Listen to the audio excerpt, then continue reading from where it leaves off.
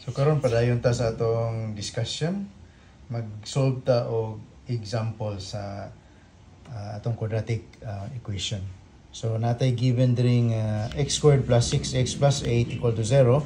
So ato ni siyang solbon ang value sa x, ang solution ani ang gitawag nato og roots or zeros of quadratic equation, zeros of polynomials, or the value of the variable x nga ini-substitute nato din sa equation, masero ni ang left side. So kung masero gyud na siya tungod ang value nga ato na solve, sa ato pa sakto na atong answer.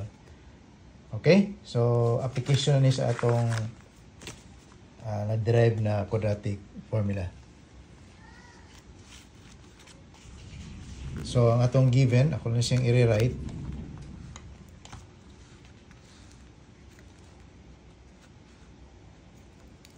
So we're given x squared plus 6x plus 8 equal to 0. So ang buhaton na to ani, ato ra siyang pangitaon kung unsa tong mga value sa a. No, we just find what is a, what is b, and what is c. Okay? So sa atong given, kanang coefficient ni x squared mo na siya itong a. Nya wa man tinakita nga number diha, understood na siya nga 1. Sa ato pa nga atong a is equal to 1.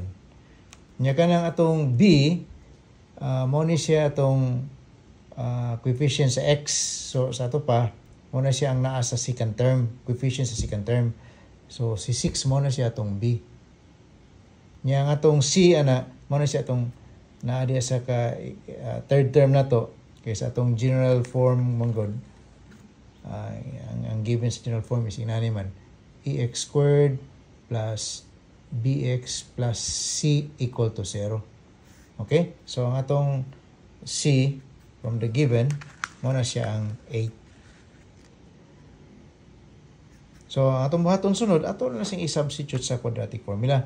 So sa atong quadratic formula, atong quadratic formula is x equal to minus b plus and minus square root of b squared minus 4ac all over 2a. So mo na itong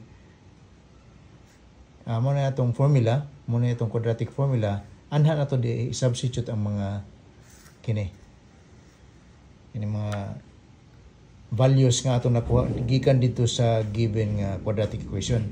Okay, so substituting, ang atong b is equal to 6, ato pa minus 6 ni siya, then plus minus square root of, ang b na to is 6, so 6 squared minus 4 times a is equal to 1, yung atong c is equal to 8, then divided by 2 times ang atong a is equal to 1.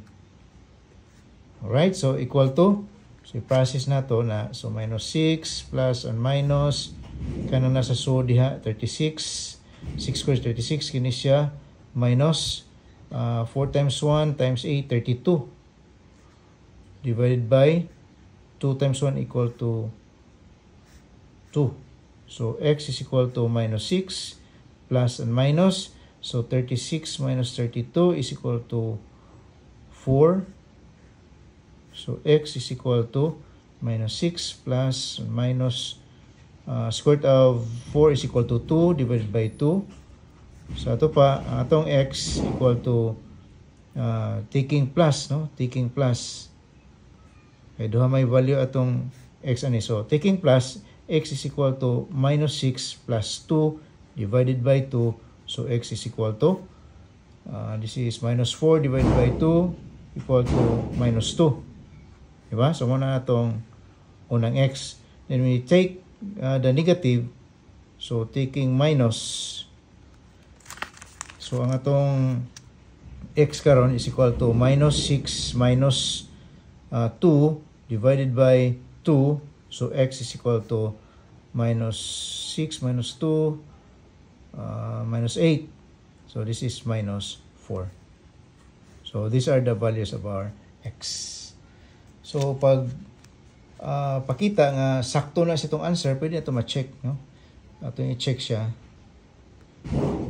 So check, substitute na dito sa given nga equation 6x squared plus 6x plus 8 equal to 0.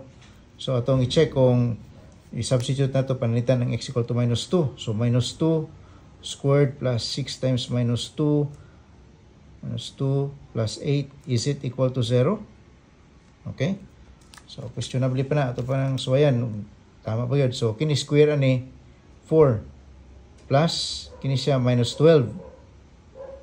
Then plus 8, is it equal to 0? So 4 plus 8, 12. Hindi na kay minus 12. So 4 minus 12 plus 8, is it equal to 0? Yes, 0 equal to 0. Sa ato pa, kana atong value nga x equal to 2, tama na siya. Na atong check ning usang kabalyo. So x squared plus 6x plus 8 equal to 0. So kung atong x equal to minus 4, so minus 4 squared plus 6 times minus 4 plus 8, is it equal to 0? So minus 16 minus 24 plus 8, is it equal to 0? So minus 16, sorry, positive ito siya. Kasi square na negative, positive na. So positive 16, positive 8, so positive 24 minus 24. So bali 24 minus 24, is it equal to 0? Yes, 0 equal to 0.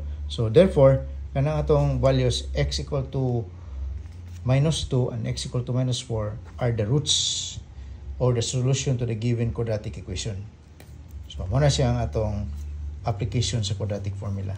Okay, so I hope na sabtan ninyo. Kung may pangutana, just send your question in the comment section below. Salamat.